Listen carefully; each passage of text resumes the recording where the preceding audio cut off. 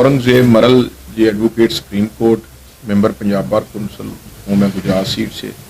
जो पहली तो मैं पाक न्यूज़ का शुक्रिया अदा करता हूँ कि ये अवाम की आवाज़ बन के लोगों तक ये अपनी आवाज़ पहुँचा रही है। इसी तरह वक़्त के हुक्मरान जो हैं उनकी हद तक उनकी पास भी इसकी आवाज़ पहुँच रही है। ये लोगों का एक अच्छा ज़रिया है, तो इसको मैं अप्रिशिएट करता हूँ।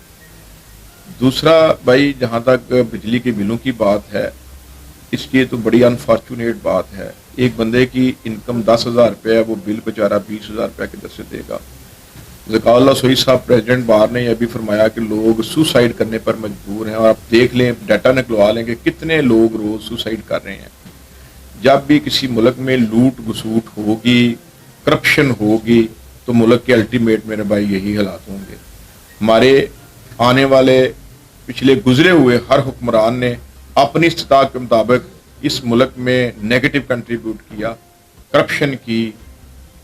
जब करप्शन का कोई भी करप्शन हो करेगा तो वो स्टेट को डायरेक्ट नुकसान होता है।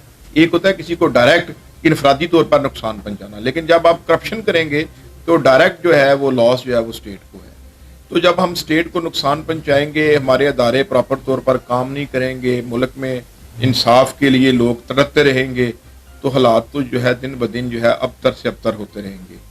लिहाजा मैं ये गुजारिश करूँगा कि जब तक मुल्क में कानून की हुक्मरानी नहीं होगी, मुल्क में आइन की बहाली नहीं होगी, अदलिया अपना प्रॉपर काम नहीं करेगी, उस वक्त तक ये मुल्क के मसाइल जो हैं वो बढ़ते रहेंगे। जब से हमने होश संभाली है, उससे पहले का हम देख रहे हैं कि अफगानिस्तान जो था हालत जंग में है, उसमें डॉलर 82 रुपये का है सर, 82 रुपीज़ का, उसका अफगानी का।